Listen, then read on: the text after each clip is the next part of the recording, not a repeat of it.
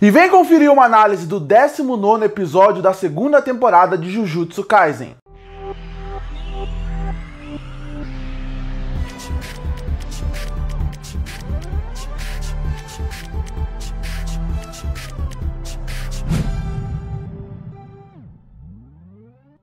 E lançou o 19º episódio da segunda temporada de Jujutsu Kaisen. Esse 18º episódio já foi muito emocionante, já foi muito impactante pela morte do Nanami, apesar de eu ter muita ressalva com aquele episódio por causa da parte mais técnica, e eu falei nele, é só você voltar semanalmente, estou fazendo análise dos episódios de Jujutsu Kaisen.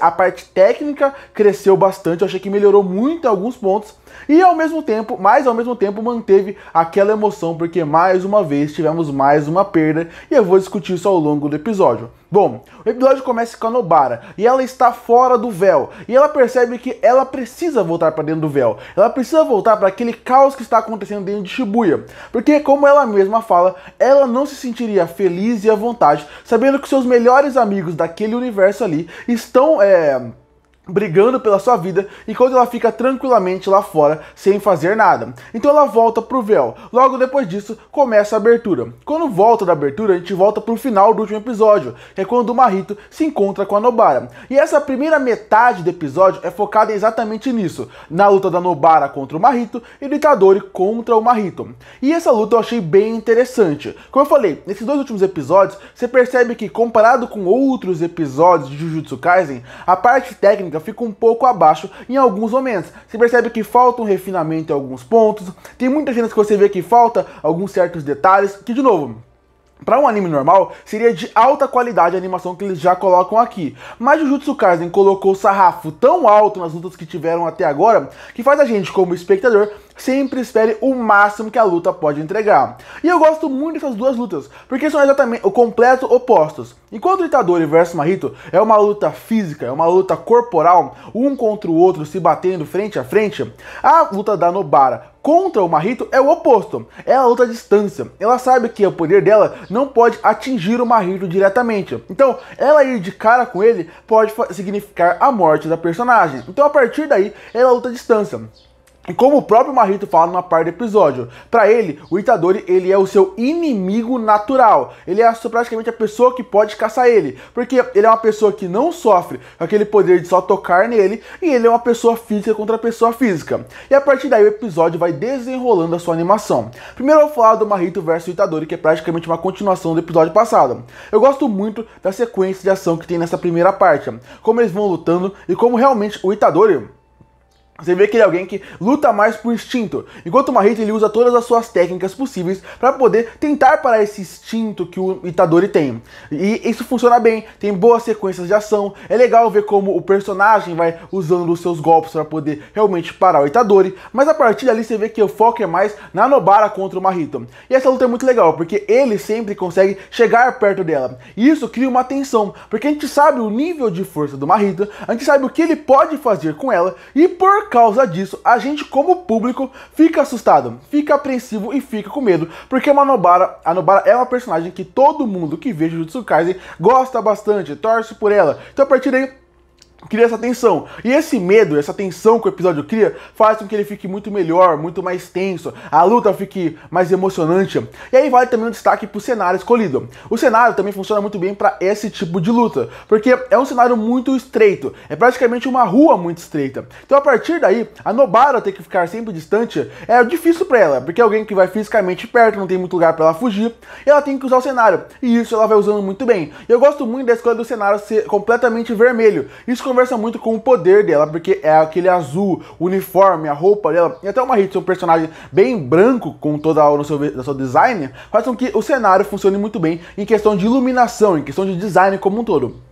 A partir daí, ela continua tentando usar seu poder e o Mahito continua meio que brincando com ela, como se realmente fosse uma presa fácil pra ele e que ele pode matar quando ela quiser. Até que ela consegue usar o seu poder mais forte e consegue fazer com que ele use a ressonância. Quando ele usa a ressonância, ela percebe que aquele Mahito que ela tá lutando não é o Mahito verdadeiro, é praticamente um clone dele, porque o seu golpe, quem afetou realmente o Mahito que está lutando contra o Itadori. A partir daí, começa a melhor sequência de ação do episódio e a mais satisfatória pra quem gosta do anime, que é o Itadori destruindo destruindo realmente o Mahito na sua sequência de ação. Como essa fala da parte da fluidez que eu gosto de Jujutsu Kaisen, quando pegam personagens que são muito físicos, como o Itadori, como o próprio Mahito, como o Toji, que realmente vão no confronto não com poderes, mas sim fisicamente. Você vê como é que o diretor, ele consegue brincar muito bem com essa ideia de a câmera ir de um lado para o outro, ela ser muito rápida, cortes rápidos, cortes secos, faz com que tenha mais impacto na ação, realmente ela funcione melhor e você fique na ponta da cadeia torcendo por ela. E essa sequência do Itadori praticamente batendo e massacrando o Mahito é muito satisfatória e muito bem feita. Nesse momento, a Nobara percebe que aquele Mahito não é o Mahito realmente que ela tem que ir. Ele acaba fugindo e ela acaba indo atrás dele.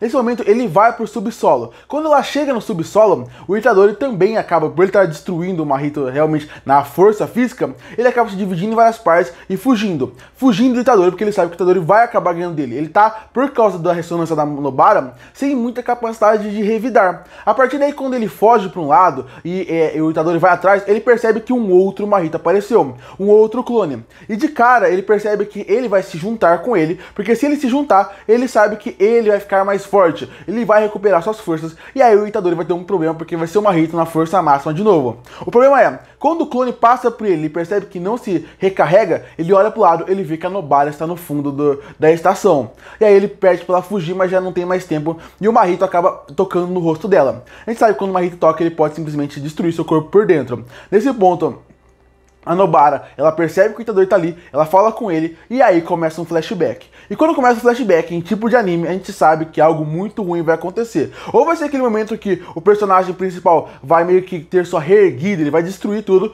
ou vai ser uma coisa muito triste que vai acontecer. E infelizmente, nesse caso, foi a coisa triste.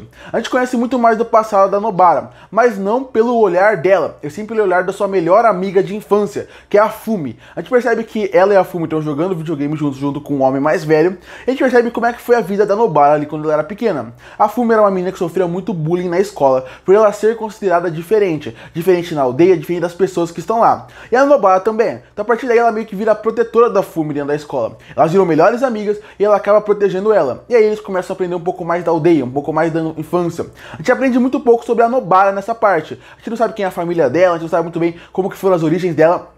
Mas a gente percebe que ela era alguém muito sozinha e percebe que a vila fazia com que ela fosse muito sozinha. Percebe que a vila tratava ela com desdém em certos pontos. E isso é interessante. E vai mostrando o relacionamento delas evoluindo. Elas conhecem uma mulher que vive ali e a partir daí essa mulher vira a melhor amiga delas. E a partir daí elas vão crescendo. Quando essa mulher vai embora, quando essa nova amiga delas, que é mais velha, vai embora, mostra elas crescendo e mostra a Nobara saindo da cidade. Quando ela vai... Claro que esse flashback é muito maior que isso, muito mais detalhado, dá muito mais camada pra Nobara. A Nobara acaba saindo e falando que ela vai pra cidade, que ela vai realmente tentar uma vida nova, enquanto a Fumi vai ficar ali naquela vila que ela gosta. E aí a gente já vê, corta pra essa mulher que a gente viu, que era a Sasori, que ela estava ali cuidando delas quando ela era pequena, quando ela era a mulher mais velha, que era amiga das pessoas mais novas, e mostra que ela virou uma professora, que ela está em Shibuya, que ela pode morrer a qualquer momento, inclusive, e mostra que ela ainda lembra com carinho da Nobara e da Fumi, que ela ainda lembra daquelas duas meninas, que ela praticamente cuidou por um tempo e que virou a irmã mais velha delas. E depois ela pergunta como será que está a Nobara que ela viu naquele momento. A câmera volta para a Nobara e ela está numa sala, como se fosse dentro da cabeça dela, revivendo com várias cadeiras à sua volta que representassem as principais pessoas da sua vida. Numa hora ele imagina o seu trio principal, com o Gojo, com o Itadori e com o Megumi. Depois ela vê a Pan do Maki e no Maki. E por último, ela acaba vendo a Fumi. Quando ela vê a Fumi, ela fala que ela não vai conseguir completar o objetivo, ou a promessa que ela fez pra ela. Volta pra ela e ela fala pro Itadori que ela teve uma vida boa. E a cabeça dela acaba explodindo com o poder do Mahito. E o episódio acaba se encerrando com a câmera indo profundo. Eu simplesmente adorei esse episódio. Eu acho que ele é um episódio emocionante na medida certa, soube realmente fazer com que você ficasse tenso, preocupado, com medo e realmente emocionado no final. Eu acho que ele foi bem construído, bem trabalhado, bem roteirizado. Foi um episódio excelente de Jujutsu Kaisen. Como eu falei, eu ainda acho que alguns pontos em questão de ação, episódios passados conseguiram entregar mais. A primeira metade da ação, ela funciona bem. Como eu falei, é satisfatório ver o Itadori batendo no Mahito, mas quando você pensa na ação como um todo, eu ainda acho que Jujutsu Kaisen já teve os momentos melhores aqui. Mas por questão da Nobara, foi um episódio excelente. A parte de ação dela foi excelente, como ela consegue ser inteligente, como ela consegue pensar na ação. Eu gostei muito. E quando você chega na parte do flashback dela, também é muito emocionante. A gente aprende mais da personagem e a sua despedida foi linda. Eu até achei mais bonita que a do Nanami. A do Nanami é muito simbólica, muito bonita pro personagem, mas aconteceu logo no começo do episódio. Aqui, nesse caso da Nobara, foi o episódio todo construído para chegar até ali. E isso é uma coisa interessante, e isso mostra como esse episódio foi muito esperto em como construir sua narrativa. Porque a primeira cena do episódio é ela salva, é ela livre de todo aquele universo, é ela realmente fora do véu. A partir dali, ela já estava salva, ela que volta para dentro daquilo. Então esse episódio é aquele episódio que você termina destruído, acabado, pensando que uma personagem que você gosta muito morreu, mas mais do que isso, ela que quis voltar pra lá.